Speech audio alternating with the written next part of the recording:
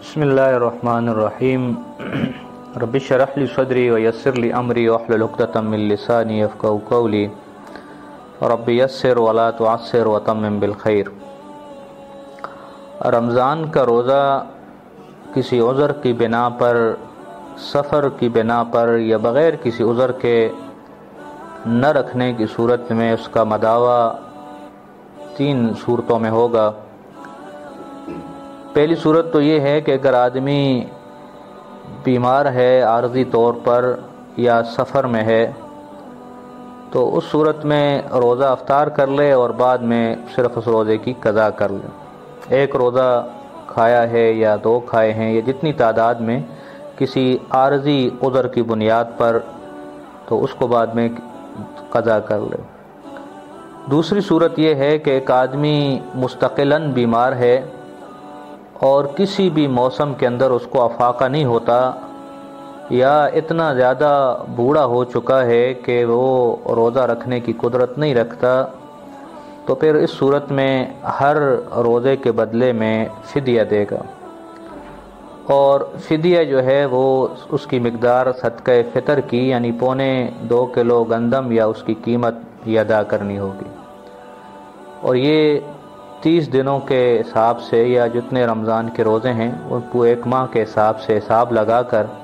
یہ فدیہ کسی مستحق کو دینا ہوگا۔ تیسری صورت یہ ہے کہ اگر کسی آدمی نے بغیر کسی عذر کے، بغیر کسی مجبوری کے، بغیر کسی مرض کے رمضان کا روزہ نہ رکھا اور توڑ دیا، کھا لیا، تو حدیث کے مطابق تو یہ اگر پوری زندگی بھی روزے رکھتا رہے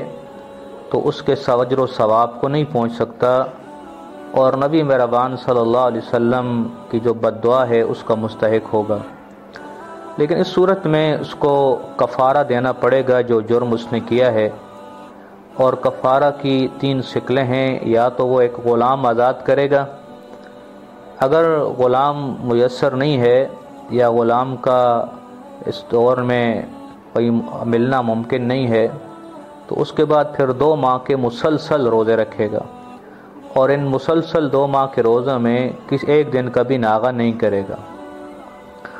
اور اگر یہ نہیں کر سکتا تو تیسری صورت کفارہ کی یہ ہے کہ وہ 60 مساکین کو کھانا کھلائے گا 2 وقت کا، اور اس میں یہ احتیاط یہ کرنی ہے کہ ایک ہی دن میں ایک مسکین کو 60 دنوں کا کھانا نہیں دینا، بلکہ 60 مسکینوں کو کھانا کھلانا 2 وقت کا یہ ضروری ہے۔ اور اس میں اگر وہ 2 مہینوں کے مسلسل روزے رکھتا ہے 60 روزے، تو یہ کفارے کے روزے ہیں، اور قضا کا اس کے علاوہ روزہ اگر 1 توڑا ہے تو 1 قضا کا روزہ بھی اس کے ساتھ رکھنا پڑے گا۔ اللہ رب العالمین سے دعا ہے کہ اللہ رب العالمین صحیح بات پر، صحیح شریعت پر عمل کرنے کی توفیق عطا فرمائے۔ وآخر دعوانا ان الحمد للہ رب العالمین۔